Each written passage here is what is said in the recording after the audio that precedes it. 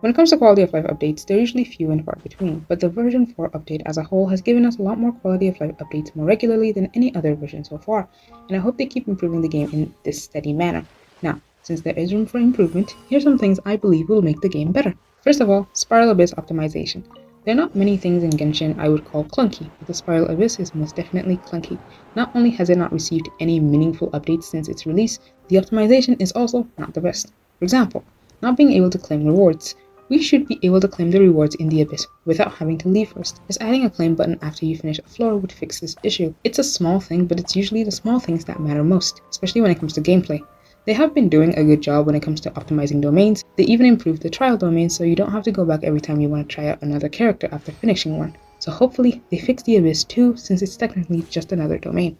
Another thing I would want is being able to view character profiles while in the Abyss, so to check like the weapon, the artifacts, just the overall build of your character, or maybe if you applied a buff on your character and you want to see how big of a buff the buff was. We can do it in every other domain, so why not the Abyss? And lastly, maybe add more levels or integrate combat events into the Spiral Abyss and some co-op compatibility. I know they say they don't want to add a Spiral Abyss 2.0, and unlike what some content creators would like you to believe, this doesn't necessarily mean they don't want to add any more combat related endgame. They just don't want it to be a Spiral Abyss rehash. Next, a skip button. I was one of the people that were against the skip button because I thought it would contribute to people not reading dialogue and in turn spreading misinformation. But upon thinking it over, I realized if someone is going to skip the dialogue, they're going to skip it regardless of whether there's a skip button or not. Adding a skip button will just pacify them so they can stop complaining about having to click through dialogue. It makes the lives of those that don't want to read easier, and those that do want to read don't have to listen to people ask for a skip button or complain about the length of a quest. It's a win-win situation. There are two types of skip buttons they can add. Either one that skips all dialogue and scenes regardless of whether you've gone through it before or not, or one that only skips dialogue and scenes if you've gone through it once before. Let's say you had a fight mid-quest, but you died. The skip button would be so that you can get back to the fight without having to read through the dialogue for a second time. Regardless of how they implement it, a skip button of some kind will be well appreciated, though I do think people would just prefer to be able to skip everything. Next up, a read log or a story log. I didn't know this was a thing until I started playing other gacha games. In case you don't know what a read log or story log is, basically it is a transcript or log of the dialogue that is happening in the quest you are currently going through. So if you missed a part of the dialogue, you can just click on it to see what you missed. I find myself double clicking accidentally, which causes me to miss dialogue at times. A read or story log will make it easier to check what you missed. We already have a story log of some sort, or as it's called in Genshin, a travel log, but that's only for Archon Quest and Story Quest, and they don't appear while you're doing the quest, only after, which isn't as helpful as just having a transcript of the dialogue that is currently happening. More Adventure Handbook optimization. When you go to the Adventure Handbook and scroll for which domain you want to slave away at for the day and get bad artifacts for, you don't actually see the artifacts in the domains unless you scroll on the domain option. To fix this issue, they just have to rearrange the arrangements of the things in the domain and put the artifacts in front. They have been improving the Adventure Handbook more frequently, so hopefully it's only a matter of time before we get this update.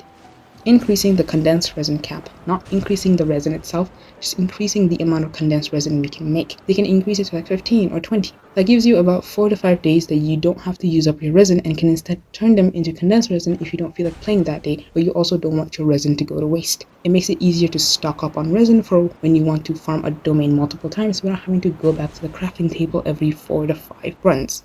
Primogem count. This is very small, like minuscule.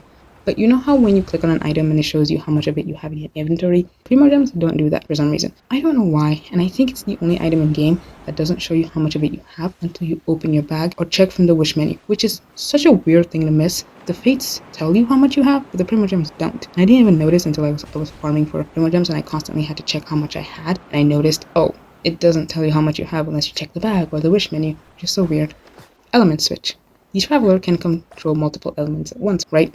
Or at least easily switch between each element as demonstrated in multiple cutscenes. If so, why do they have to go to a statue every time they need to change elements? A simple switch button or element change button is all they have to add to the character profile, or maybe make it so instead of having to go directly to the Statue of 7, just add an option to when we click on the Statue of 7 in the specific region of the element that you want from the map, we can just resonate with the element without having to actually teleport to it. This way they can still incorporate the Statue of 7 into the elemental switch function without having to make us teleport every single time. Camera functions. We have two cameras in Genshin, the normal one and the one with the ugly brown filter. They've added a zoom lens thing that works even better if you have Charlotte, but that took about 3 years for some reason. It would be better if they add more expressions to the characters, more poses, and if that's all too much for the billion-dollar game company, at least add more filters or collectible cameras that have different filters and designs on them. They can give them away during like events or something. Anything would be great at this point. And also, they can make an option to either make the Genshin logo smaller or remove it completely. The amount of times I've taken pictures and not used them for anything because it's just such a big part of the picture. Like, it's not technically not that big, but it's too big for its size. I prefer if they didn't have anything or if it was just much smaller. Gacha optimization. The gacha system needs to be fixed. Ignoring the weapon banner for a sec, nothing is more infuriating than wishing for a specific 4-star and not getting them. It took me way too many pulls to get Charlotte and my C6 Kujosara, and I ended up getting Furia and Raiden in each respective banner, which is fine. Also, I know the general rule of thumb is to not wish on a banner for a 4-star if you don't mind getting the 5-star. I didn't mind. But imagine you want Kujosara, but not Raiden. She only comes when Raiden is rerunning. That makes it hard for people to get their desired 4-star. They could implement a system similar to the weapon banner, where you get to choose from the rate up 4-stars which one you actually want. And if you don't get them after a certain set of pulls, say like 30 or 40 pulls, you are guaranteed that character in your next pull. There's no reason why someone should have to spend like 90 pulls on a banner and still not get the 4-star you want. This change would be well appreciated and people would spend more on the game. It's like a win-win for Hoyoverse. We get our 4-stars, they get money. The only thing I can think of for them to fix the weapon banner is to either reduce the pity or make it a 50-50 rather than a 75-25, or both, which would make the weapon banner absolutely cracked, and then more people are likely to wish on it.